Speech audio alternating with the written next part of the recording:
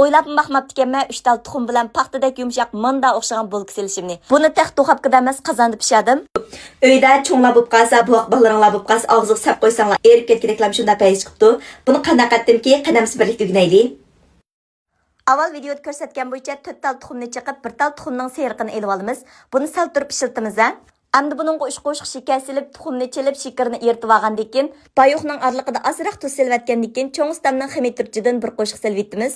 Cho'ng ustamning cho'nliqi bormish, oilda ximir qilsam ximirim yaxshi o'lmayotdi degan tuqqanlarimiz bir ishiltib sinab yiqinglar. Ximiturchini silib eritib olgandan keyin az-azdan un qo'yib, ximirni sal bo'shroq qilib yug'irib olamiz. Undan keyin ximirga pishiq may yoki seriq may qo'yib tekshilashtirib ximir qilib olamiz. Endi buni andalning ustiga ilib, qo'limiz chaplashmag'icha ravurs ishlaymiz. Ximirga yaxshi silsak, bo'lkimiz bek-bek chiqadi.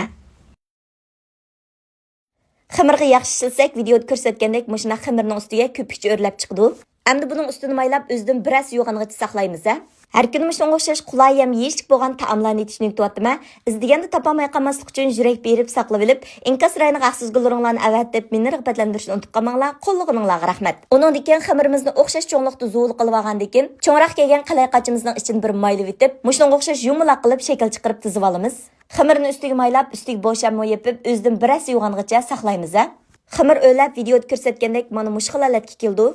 Endi buning ustiga tuxumning seriqini tekshi surib olgandan keyin kunjitlardan ustiga chechib etdim. Endi buni qaynayotgan qozonga silib, taxminan 40 minut atrofida dumlab pishirib olamiz. Diqqat qildigan ximirimizning ustiga chuqum bo'shammo yeb qo'ymiz. Ustiga bo'shammo qo'ymasak, ustiga suv tamchib ketadi-da, bo'lkanlar yaxshi o'lmay qoldi. Qaranglar, o'ylab baxmabdikanman, qozonda bo'lki pishas manda o'xshaydiganni. Og'zingiz kirib bo'g'ich erib ketgandek ajoyib yumshoq pishibdi.